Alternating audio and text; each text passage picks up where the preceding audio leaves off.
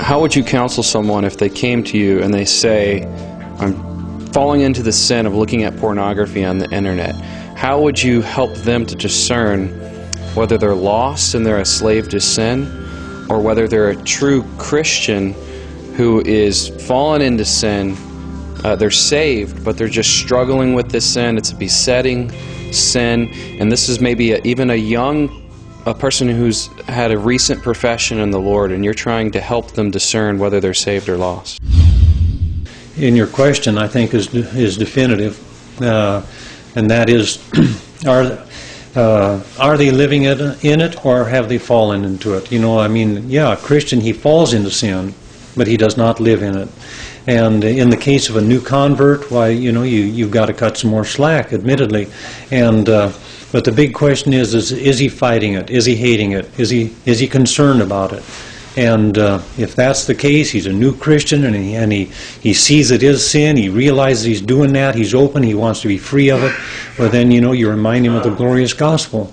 You remind him of what he has in Christ, and that's the burden of Romans chapter 6. You know, how shall we who are dead to sin live any longer therein? You just remind him that it's an impossibility. If you're truly born again, you've got a new nature. You're no longer in old Adam. You're in Christ. Your old sinful self is gone. You're a new man in Christ. And now, you know, Romans 6, it exhorts us to be who we are.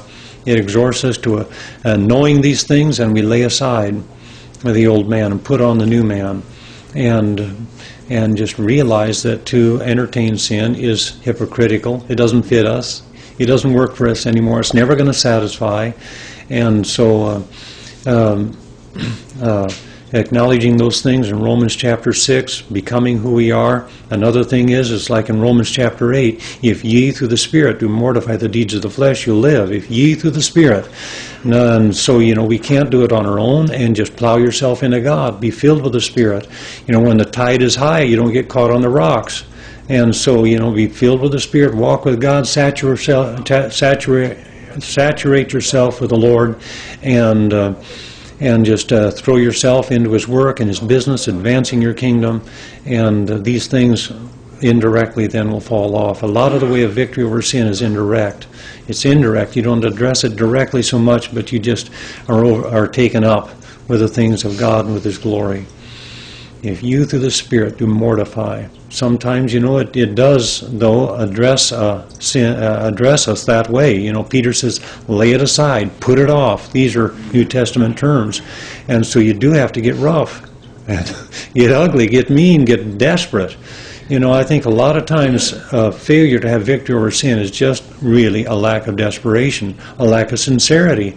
I mean, here's my father. He was not regenerate. He was not a Christian at all, never claimed to be. And over the years, many times he tried to quit the cigarettes. And he'd quit them for a while, and then he'd smoke again. And finally, when he was 70, he saw his grandson, my son, who was about age 5, sitting at the kitchen table, picking up a toothpick, imitating his grandfather smoking a cigarette. When my grandfather saw that, he said, he thought to himself, I am not going to be that kind of an example to my grandson. I don't want to see him smoke. And just like that, my dad quit smoking. He was not even born again.